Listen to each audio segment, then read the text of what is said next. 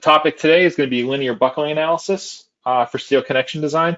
I know this is something that we get a lot of questions in the text for tech support as far as around this buckling analysis. So I think it's a great topic. Next slide.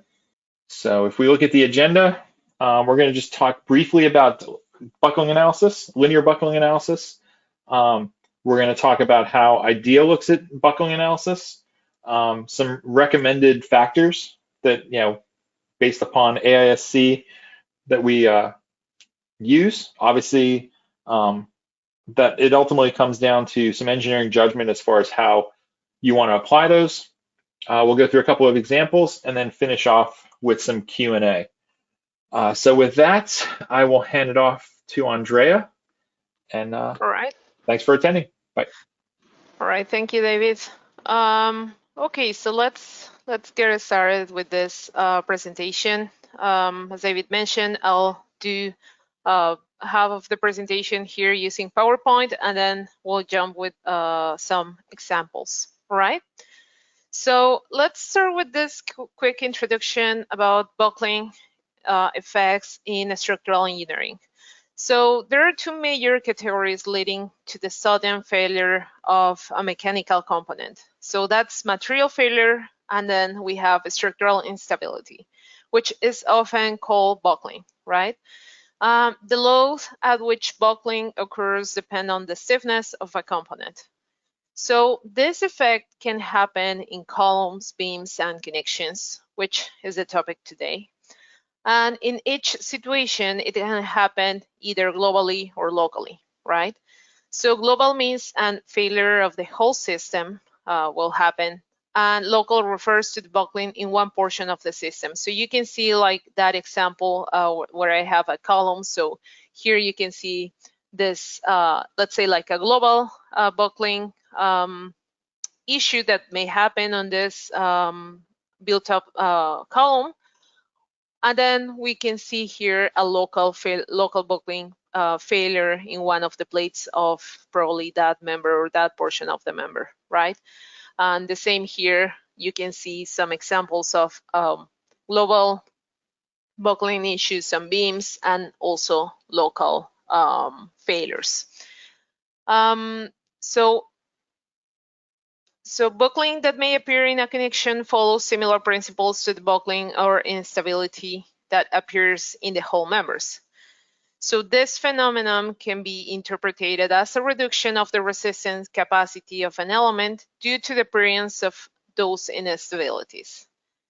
The instabilities appear in the slim, compressed panels of a connection and consist of a deviation of the plate's alignment with respect to its original position.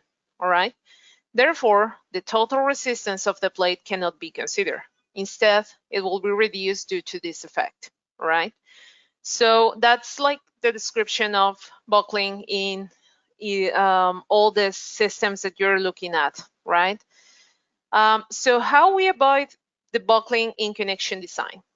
So the traditional design methodology uses mathematical equations to calculate the strength of structural elements and systems.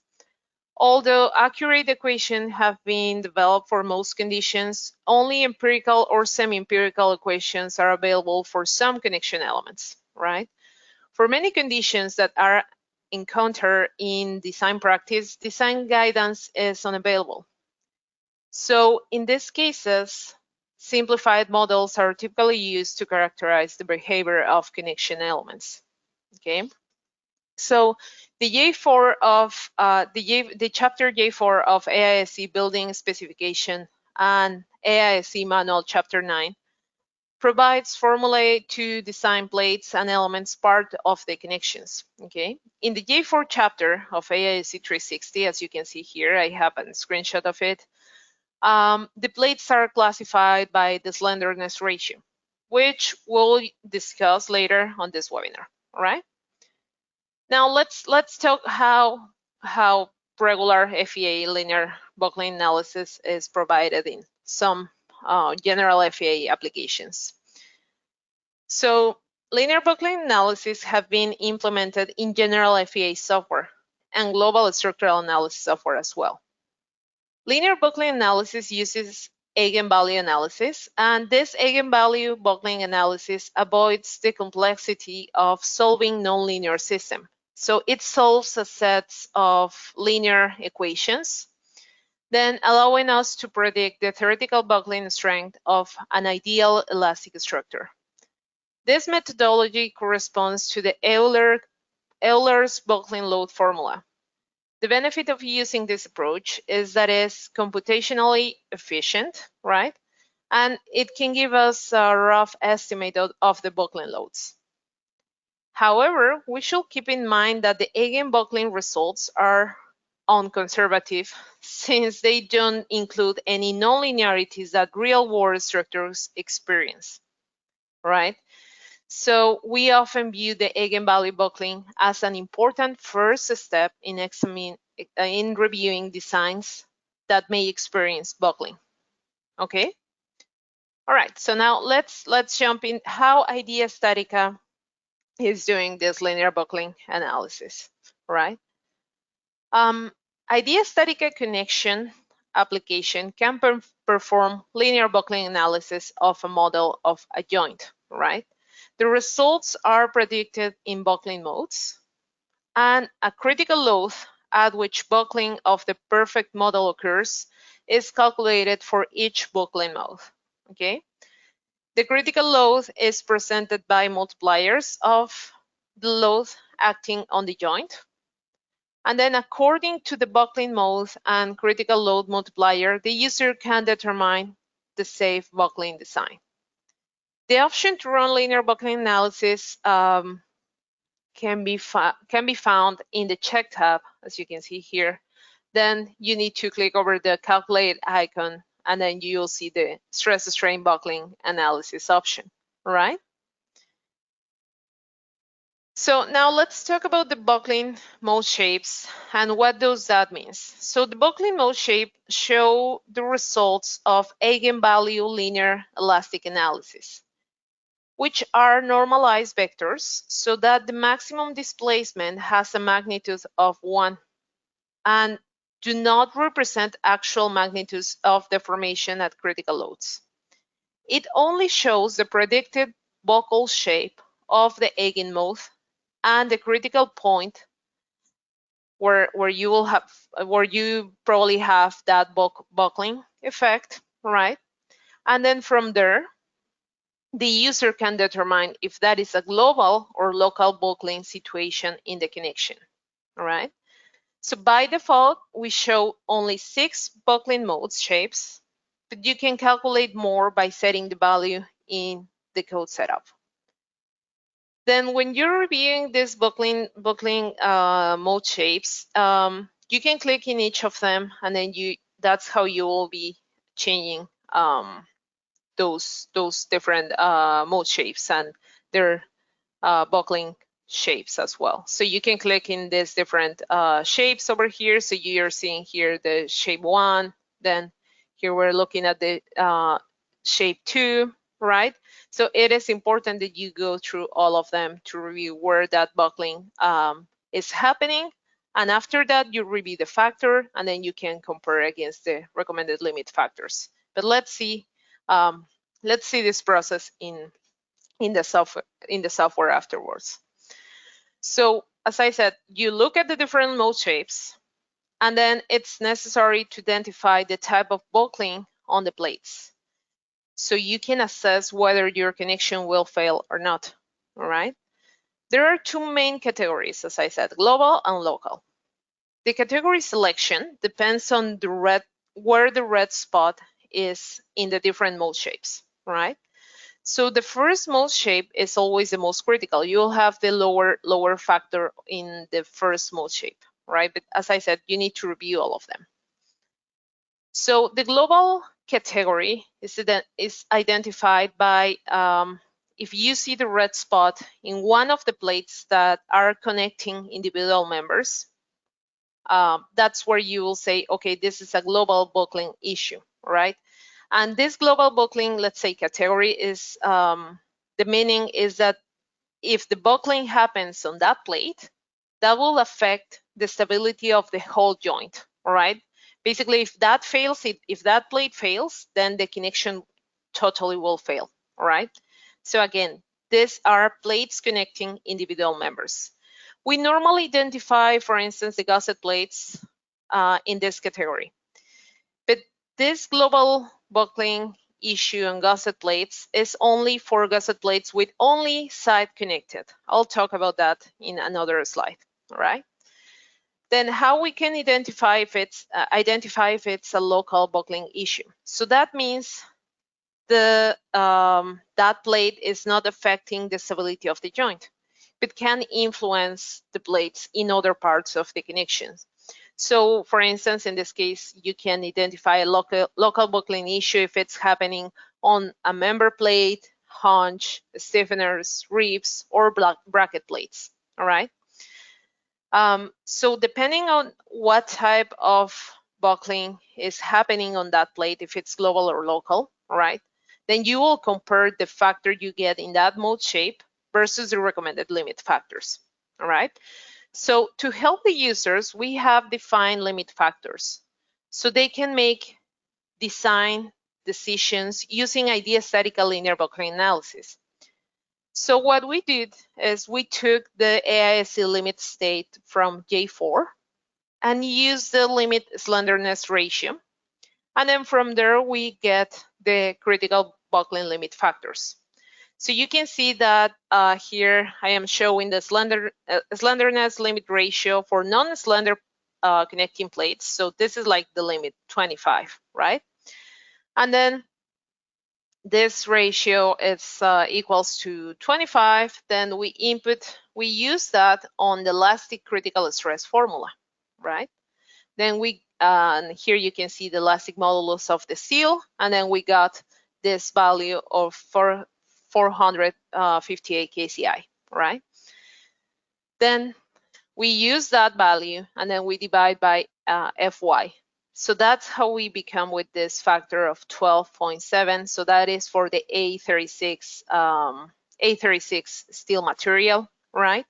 And then you can see for the different steel materials and then AISC methodologies, okay? So if it's a global buckling issue, you need to look at these limit factors depending on the steel of that plate and depending on what AISC methodology you are using, right? One is LRFD or ASD. And then you need to make sure that you're over those factors. So this is how we calculate the global recommended limit factors. For the local factors, right? For the member plates local factors, we use the limiting width to thickness ratio from AISC 360, all right? So that is table B4.1, okay? And then for the connecting plates like bracket plates, both those well collaborated with us to evaluate connecting bracket plates. The purpose of this research was to develop practical design guidelines for the buckling strength of bracket plates that can be implemented with linear buckling analysis. The research study is in the links at the end of this presentation, all right? So you can read that full report on our website. Then the use of critical buckling load ratio limit of 3, as you can see here for member plates and in the different LRFD or ASD methodology, has been evaluated for bearing stiffeners, cope beams, and beam over column connections. All right. So all those reports are in our website. Those are the reports we have worked with some universities. So you can look at them, and then they are comparing these limits versus the empirical formulas that AISC uses, right? So this is from where we are getting those limiting factors. Okay. Then let's talk about the gusset plate categories, because this is important. This is where we find the most we got a lot of questions about this. So the gusset plate have been identified in the global buckling category. However, the stability of the gusset plate depends on how many edges are restrained, right? So if you have a gusset plate that only has one side restrained, so that means one side is connected to the column, then that means we need to use the global limit factor, right? Because if that plate fails, like in this example here, if this plate fails by buckling, then the stability of the whole joint will fail as well, okay? However, when you have a gusset plate that is restrained to two sides, this is more like a stocky connection, more stocky gusset plate, right? So then you can use the local limit factors. Okay, so when you have this gusset plate with 2 or 3 sides restrained, like the examples I'm showing here, you can consider local limit factors. So that's a lower factor than the global one. All right. All right, let's look at this slide here. So what is our recommendation to do this linear buckling analysis process in IDEA StatiCa? The first step is that you run a regular stress strain analysis, and then you verify that you comply with all the code checks. Like you make sure the connection is okay, loads, model type, everything is okay. You're complying with the bolts calculations, welds, all the code checks, the plates, everything is fine, right? After that, then you can run the buckling analysis, okay? So once you run the analysis and you're okay with your connection, then you go to the check tab, then click over the calculate drop-down menu and click over buckling, okay? Buckling option. The third step is to review the mode shapes and buckling load factors. Then you can compare against the recommended factors depending if it's a global category or local buckling issue, right? And then you review the recommended limit factors and you ask, is it higher than the recommended factor? Then we are fine. If it's not, then you reiterate until buckling is okay. How we are reiterating this? If the connecting elements are under the recommended factors, then you need to use your engineering judgment to decide the solution. So that is like stiffening the connection or reviewing all the parts of that connection, right? So here I have a slide to talk about that. So what to do if the buckling factor is below the recommended limit factors? Again, use your engineering judgment and experience. If it's a global buckling issue, so that means buckling happening in one of the connecting elements, the best shot is to stiffen the connection, right? You can do that by increasing the thickness of that connection, of that plate, adding stiffeners, and then use some recommendations from manuals or design guides. There are a lot of information over there when the plate is failing by buckling. I'll show you some of them, some examples then in this presentation. All right.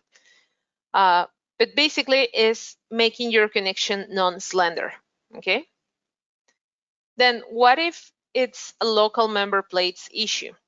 Then you need to review the member design. Sometimes you are just overloading, the whole thing, and that member is not for those forces that you're inputting. Even though you see the connection is okay, sometimes that force is just too much. For instance, for the column, right? So you need to go back and review the member design. For those cases, sometimes, well, you can use the IDEA StatiCa member application where you can run the analysis of a member, all right? And then you can include the connection in that member model, and then you run an analysis and review the buckling in that member and see if that is really an issue. And then you can either reinforce or decide if you need to change the section for that member, all right? Then what happens if the local buckling issue is happening in a thin wall member or hollow section member?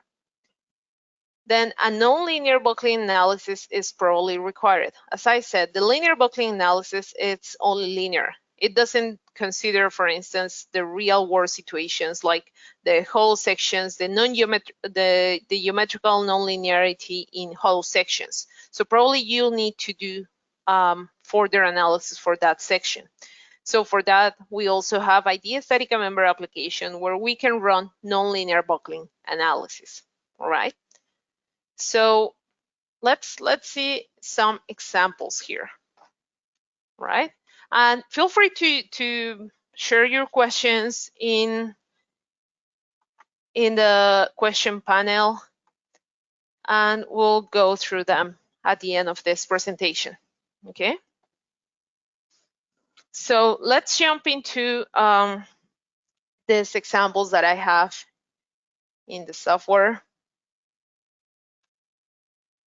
So some of them are from design guides. So this DG means design guide number 29. This is from 24, right? So I am using this design guide so you can review them and then probably rerun the analysis in IDEA StatiCa by yourself and see all the results there, right? But I used examples 5.4 from design guide 29. So let me bring that here in the screen.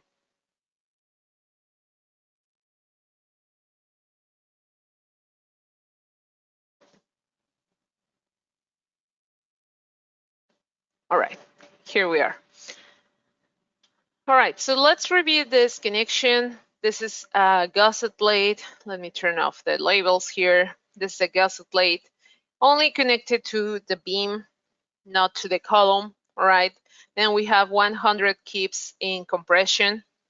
Okay, and again, I am using examples where probably you'll have a buckling issue. That means you have a compression force on the member, but while you are getting experience in where you can have buckling analysis, it is always recommended that you run the buckling analysis in all your connections, right? But well, you start getting the feeling where you probably will have these buckling issues in the connection, depending on the type of connection, right?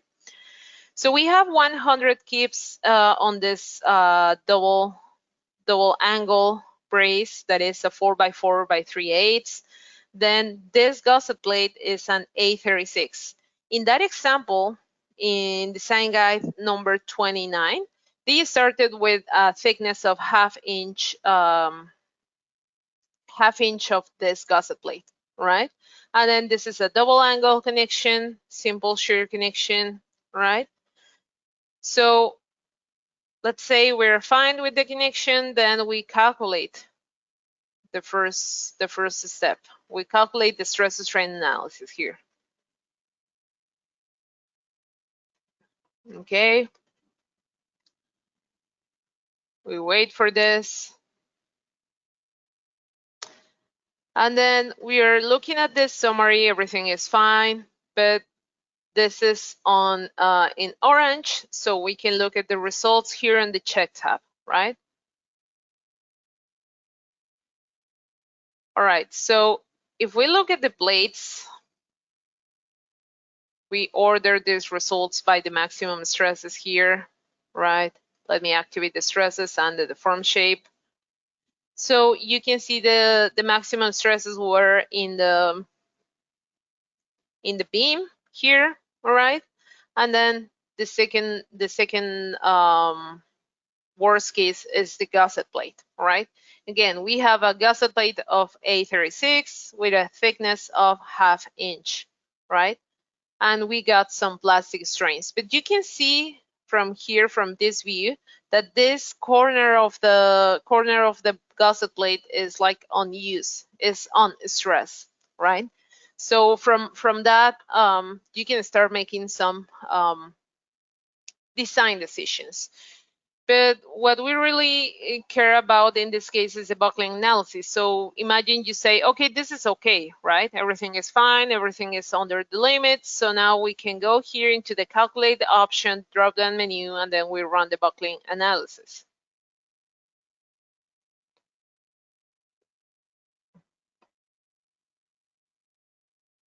So we wait for the results.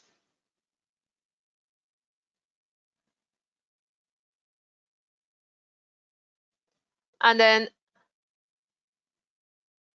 after that, we'll get this buckling summary here, right? But we're just getting one factor, right? To really review the results here, you can go here to the buckling tab, right? And then you will see the list of different mode shapes and the assigned factors. Then you can activate the buckling shape from here, from this button here, and then you start seeing the red spots on the plates or on the members, right? You can also activate the deform shape, but remember, this doesn't have any unit. This is a normalized vector, so this doesn't mean anything for in terms of deflections or deformation. All right. It is just telling you how, or it is just telling you the shape that this plate can take for mode shape 1. All right, so if we have the red spot here on this gusset plate, then this gusset plate is only restrained at one side. Then we can say, and this is connecting the one of the members to the main connection. So we can say this is a global buckling issue, all right? So it is a gusset plate only with one side restrained.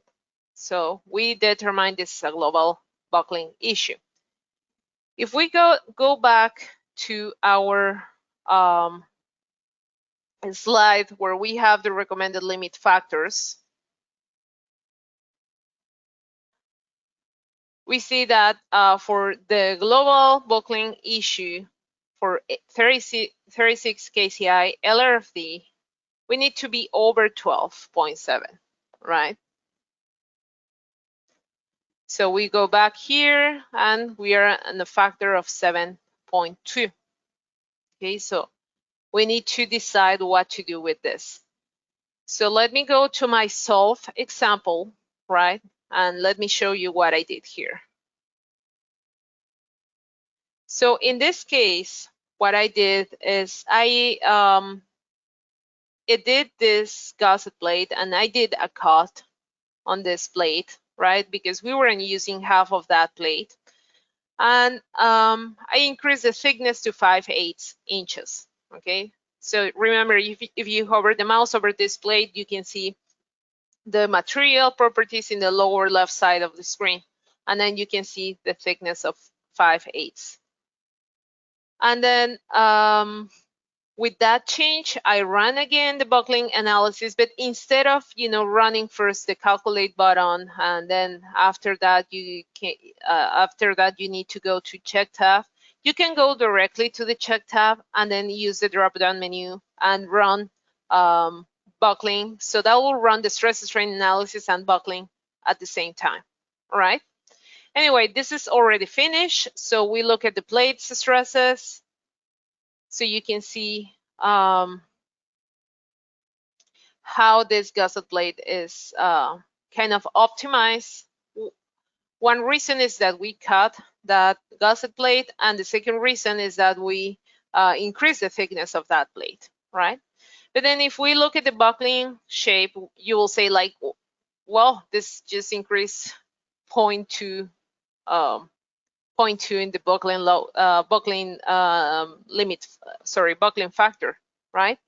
If we look again to the buckling shapes, you can see that now the first mode shape corresponds only to this member, okay? So in this case, if we say, okay, the red spot now is on the member, right? So we can say that for the member, we need a factor more than 3. So we are fine on that aspect, right? Then if you start clicking over the different factors, you can see that they are on the member, then on the member again. And this is on all in both members, right? So it seems we can overpass this buckling buckling check, right? We're good with that. Then if we look at the example in design guide 29, let me show you here. So they were testing with a gusset plate of 1/2 inch, right? So let me just zoom in here. So they were checking the gusset plate for compression buckling on the Whitmore section, and they were still using a 1/2 inch plate, right? Then they check the buckling formula, and it wasn't good, just like we discover, right? Then what they're doing, or the solution, is just to increase the thickness of that plate. Okay, so these are the type of examples where I am basing my recommendations, like increasing the thickness. They are just increasing thickness of the gusset plates, right, to comply with the buckling. After that, if you read more on that example, you can see that the 5/8 were okay. And then here, down here, I am putting the screenshot of that example, and this is the final design. So it is a good way, one, to learn IDEA StatiCa, and then the second, to compare somehow the results of AISC examples. Then you can extrapolate that to your day-to-day design situations. All right. All right, let's go to the second example here. So again, I am using the example 5.1 on design guide 29. All right. Let me go back here and close this connection.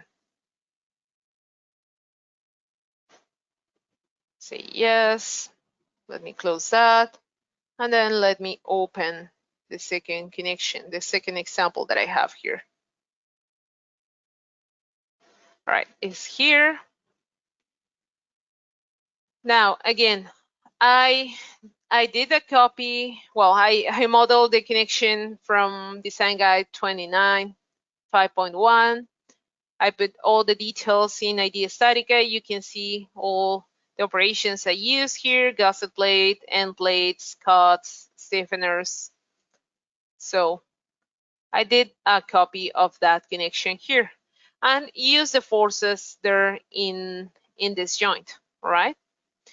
Then for this case, this gusset plate is 1 inch thick, all right? That was like the initial design thickness on that example, and this is material grade 50, all right? Remember that for global issues or global buckling issues, the material, it's important, okay?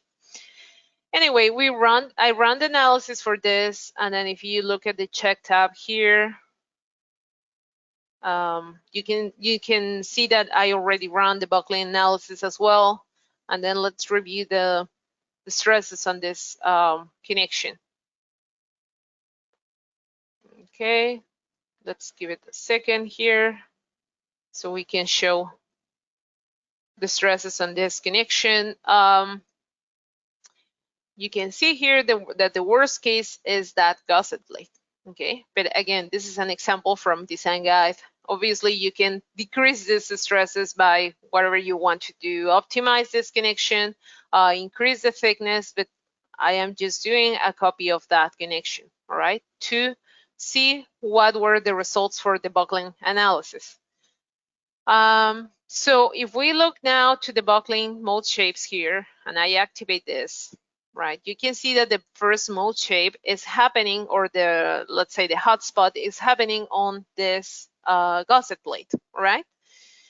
Then, as I show you in one of the slides, if you have this gusset plate restrained at two sides, right, we are allowed to use local limit factors.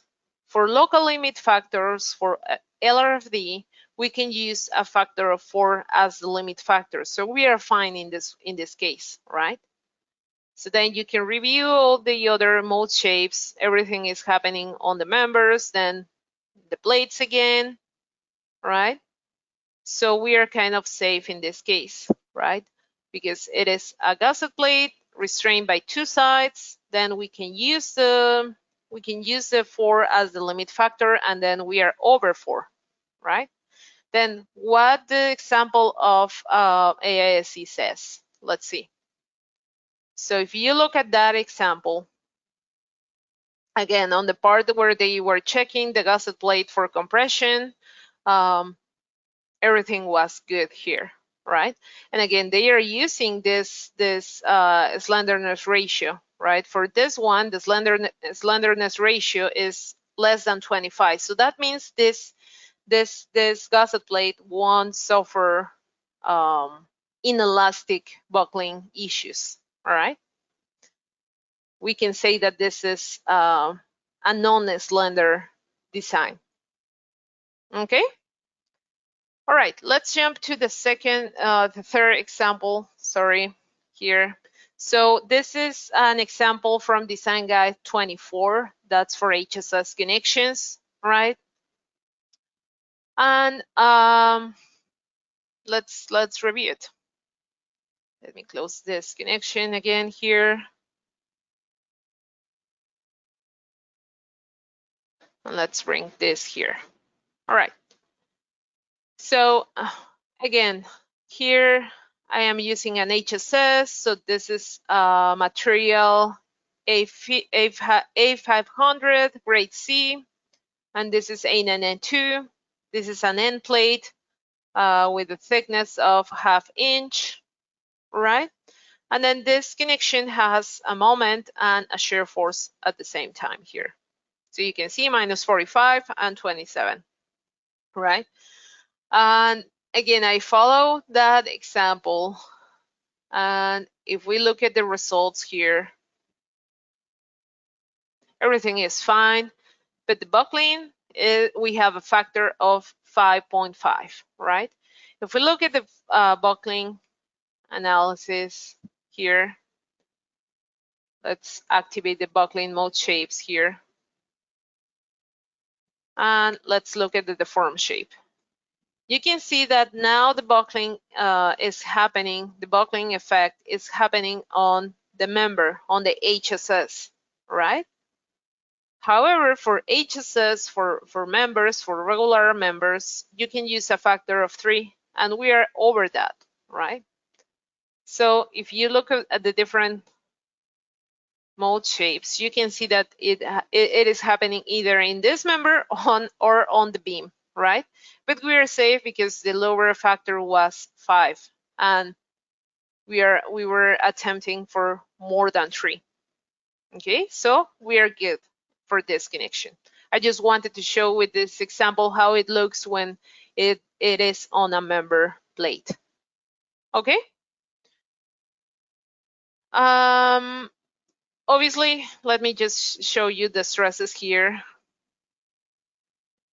All the buckling, deformation or mold shape is happening on this plate. Why? Because that is where the compression force was happening, right? If you see at the deformed shape and we look at this, look how this plate is compressed. This is the one that can have any issue, but it was okay for this plate. All right. All right, let's close this one and let's jump to the fourth. This bracket plate is in one of the studies that Bo Doswell did with us. So you can consult this example there. He did like manual calculations. He also compared the results of IDEA StatiCa and AISC with experimental results. So it's really interesting. So if you want to look at it, it's on the links on that presentation. So let's look at that one here. And then for this one here, we have a grade 50 plate and the thickness is 1/2 inch, right? And then we have this this beam here. We add 55 kips at the end, at both ends, right? So we can have like a total force of above 100 at the middle part, right? So if we look at the results here and see the stresses, let me activate the deform shape. You can start to notice that the hotspot on the stresses is on this bracket plate. That will be our critical part of this connection, right? So if we look at the stresses on that plate, we are on 37. So seems we're good for that ½ inch. Everything is fine, but remember, we need to look at the buckling results. So we go here into the buckling shapes as well, and then you can see where is that hot red spot, right? That's on the member. Why we have that there? Of course, this is the plate that will receive all the compression force coming from this member here, right? So this is the one that we are expecting that can have a buckling issue. But if we look at the factors, we are over 4 for that type of plate with two sides. Both those will determine that a factor of 4 will be fine, will be a good limit factor for this plate. Of course, based on all the studies and all the experimental results. All right. But then remember, you need to check all of this here. So we're good there. Okay. Let me close this. And let's look at the cope beam here. So let me open that, and I can take advantage and open all of the others so I can have them ready here. All right, so also when you have a connection where you need to create a big cope, like in this case, that was the case for this connection, we need a cope of 6 by 6, right? And this is a regular shear connection. That's a clip angle. So let's look at it. You need to make sure you always run a buckling analysis, right? Because the cope beams are always a matter of studies for buckling issues, right? Or buckling failures, okay? So this is an A992 beam. We're using here a material of A36 for the clip angles, and then we have a force of a shear force of minus 20 kips on this beam, right? Then if we go here into the check tab, the connection looks okay, right? Nothing bad. Here, the blades are okay, bolts are okay as well. Remember that you can check all the details here. We can activate the deform shape. But again, when you're looking at the stresses on this model, you can start noticing that you will have probably a problem here, right, on this plate. But in terms of stresses and the material properties, we are fine for that member. But then if we look at the buckling results, look where we have the buckling red spot. Of course, in the corner of that cope, right?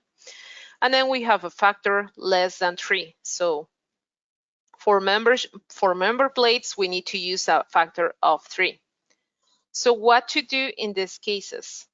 Again, as I recommended, you can go and check this shape, but sometimes probably you're just reviewing a connection that is already constructed. You cannot change the member here, right?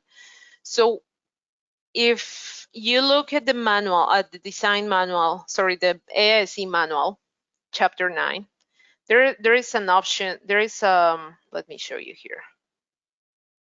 There is a chapter of how to reinforce those copes, those big copes on beams. So let me show you that. Let me bring that slide that I have here, right? So Here are some options. This web reinforcement of cope beams. You can either use a Doppler plate, you can use this longitudinal stiffener or longitudinal and transverse stiffener. And this is on the manual, right? So you can take advantage of IDEA StatiCa by using, the operations we have, that you can add whatever plate on this model and then attach it to the web or some of the cuts or the flanges, right? And weld it to it and then test if that helps for the buckling analysis. And that's what I did in this example, right? If we look at this, the solved connection here,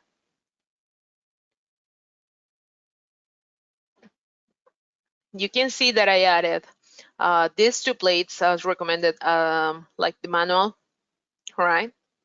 I even try, having this stiffener continuously here, but it wasn't really needed in that case. But you can try many different options, like the Doppler plate, whatever is good for you for the construction, yeah, the possibilities of that connection, right?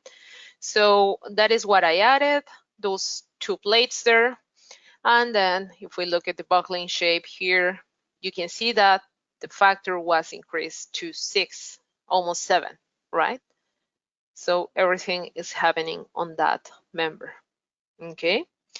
But we are above 3, so we can say this is safe, okay? And then everything is fine, bolts, welds, plates, okay? So this is how you can use IDEA StatiCa to test all those recommendations that AISE has for you, like to reinforce the web of this beam. All right, let's look at the following example. This is a a connection with multiple gusset plates, okay? So that's important because in that case, you need to review all the mode shapes to see if you have issues with one of the plates or two, right? So let me show you that. Let me bring this to the screen here, right? Turn off the members labels. So you can see here we have gusset plates 3/4 inch thick. All of them are 3/4 inch and the material is grade 50, okay? And then we have the worst case force is 250 kips on this gusset plate, okay? So yeah, so I run the analysis here, everything is fine. Then if you look at the check tab, equivalent stress, the form and the mesh, so we can have a better view. Everything looks okay, okay? Nothing too bad. The plates, the worst case was, let me see the stresses on that plate. That was 32 on one of the clip angles, right? So it's okay. But if we look at the buckling shapes here, let's review what is the issue. So the buckling red spot is happening on this gusset plate, okay? So let me just put this top view so you can see how that is the form there, okay? And now if we look at the different mode shapes, it seems everything is happening on that area because that is the highest compression force, right? Actually, it's also happening over here. But then if we look at these gusset plates, you can see that they are restrained at two sides. So we can take advantage of the local limit factor and we can say this is safe, right? Because then with two sides restrained, we use the factor of 4, okay? So we're good here. But then if we look at the analysis results, the stress strain analysis, you can see that for that plate, almost half of that gusset plate is unused, right?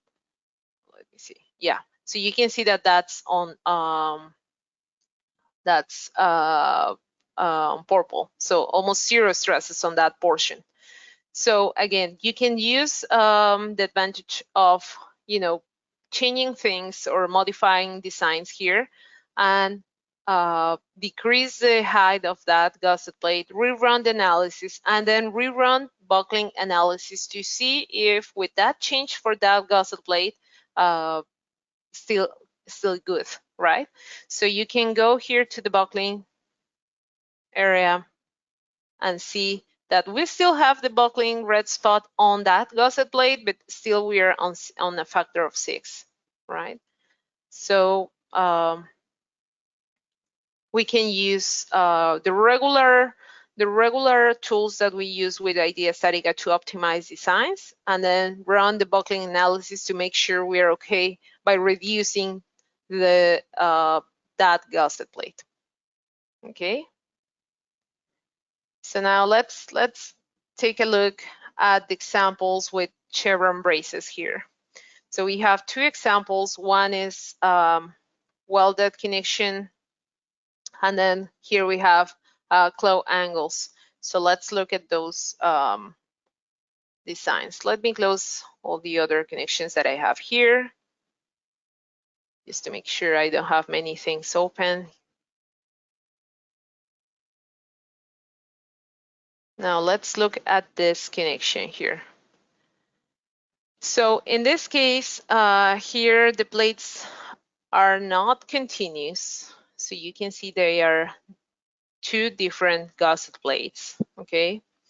And the thickness of these plates are 3/4, okay? Then we have some reinforcement on this on these members. I also use this example from one design guide. I don't recall what is that, but anyway, I wanted to use this example. It's a nice example. And then I run the analysis. You can see the one member is in compression, one other member is in tension. Okay, so if we look at the results here,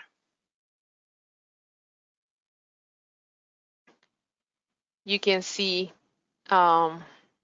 everything is fine. But then if we look at the buckling shape here, we're getting a factor of 4, all right? But where is that happening? Where are the buckling issues happening? So it seems we are having an issue on this plate, all right? And this plate is connecting one of the main members, and it is restrained by only one side, all right? So we can consider this a global category, global issue. For the global category, for a plate of grade 50, we need to be above 9, right? So in this case, one of the solutions was to increase the thickness of that plate, right? And the other that can also helps to the non-slender design of this connection is the use of these stiffeners on the beam, right? Because that also contributes on the stiffness of the whole joint. Okay, so if we look at the buckling shape here with those stiffeners, you can see that the factor now is 9. Still, this is like a combination of the member and then the plate, right? But we are above 9, so that means we are okay there. Okay, then you can see the different buckling shapes, but then the factors are good enough there for those cases. Okay, so remember, it also helps to add some stiffeners on these members to improve the stiffness of this connection. All right, now let's look at the last example because I am running out of time here. Let me close this. Let's look at this second chevron brace. All right, so this is an interesting model where we have this design. This is a Y-flange beam. And then here we have a plate of grade 50, material grade 50, and the thickness of this plate is 5/8, right? So we run the analysis and everything looks okay, but look at the buckling factor. We have a 3. So let's see where is that happening. Okay, again, one member is on compression and the other one is in tension, right? Even though you see the negative value, this helps me to see that this is in tension. Okay, then if we look at the check tab here, and we look at the buckling results, you can see that we have the red spot on the gusset plate, okay? And we have a factor of 3. Now, in what category this gusset plate falls? So in this case, we have one side connected, but the interesting part here is that this gusset plate is also restrained by these members, all right? And then all these members are in tension. So we can say that in this case, this side is restrained, and then this other side of the gusset plate is also restrained, all right? So for these cases, we are okay if we use the local limit factor, okay? Because again, this is restrained at the top, restrained in one side. For that type of two sides restraint, we can say we can use a factor of 4 for these plates, okay? But still we are below the factor of 4, right? So we can go now here. This is my self example. What I did is trying with some stiffeners, either here on the gusset plate and on the member. So this was like an iterative design. First, I tried with this plate in the middle that held, but not that much. Then I tried with some stiffeners on this member, and then this final design was with 3 stiffeners in the member and then 1 stiffener here, and then I increased the thickness to 1 inch. It was 5/8, and then I increased it to 1 inch, right? And if we look at the check tab here, you can see the buckling shape still on this area, of course, because this is the member that has a compression force, but we are above 5. Sorry, yeah, we are above 4, sorry. That is the limit we are using for this gusset plate, okay? So we are good with this design. All right. So let's go back to the presentation and show you here a summary of what we did. You also have this solutions and why we decide to use the different limit factors, right? You can see also that's on the presentation. I won't read through them because I already explained that. But also here is like a summary, and here you will see the first mode shape for all the examples I showed today, and what we decide it will be our limit factor. All right. This first example, it's one side connected. That gusset plate is one side restrained. So this is within the global category. So we can use a factor of 12, a limiting factor of 12. So in this case, this gusset plate is 2 sides connected, so 2 sides restrained. We can use a factor of 4. So that will be our limiting factor. For member plates, we have factor of 3. So this is for this HSS, the same for this beam, right? For bracket plates, we can use a factor of 4. And then the interesting part was this gusset plate, right? Where we can say, okay, this is only connected at one side, but the other side is giving you some restraint because it is applying a tension force, and then you're restraining the whole thing here. So we can use a factor of 4 as a local issue, okay? So, well, let's summarize this presentation because we're running, well, we are over 1 p.m. here. So IDEA StatiCa connection uses linear buckling analysis to provide a buckling factor only. Unrecommended limit factors are provided by doing some studies and research and comparisons between AISC and linear buckling analysis. The recommended limit factors ensure the non-slender design of connection plates, right? Because we are using the factor of 25, right? When calculating these limit factors. Remember that buckling analysis in IDEA StatiCa connection is only a tool. It doesn't provide pass or fail results. And you need to use your engineering judgment and experience to design the design solution. But we are giving you these tools to make informed decisions, all right?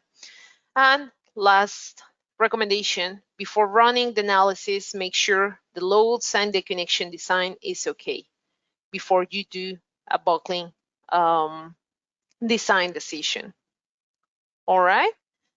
And as I said, I have all these links in the presentation, so you can go through them. Here we have the catalog of AISC limit states where we explain these factors, the buckling analysis per AISC in IDEA StatiCa. This is a summary of all the recommended limit factors and all the studies that I explained today with Bo Doswell, Professor Mark Denavid from University of Tennessee, and much more information about these studies.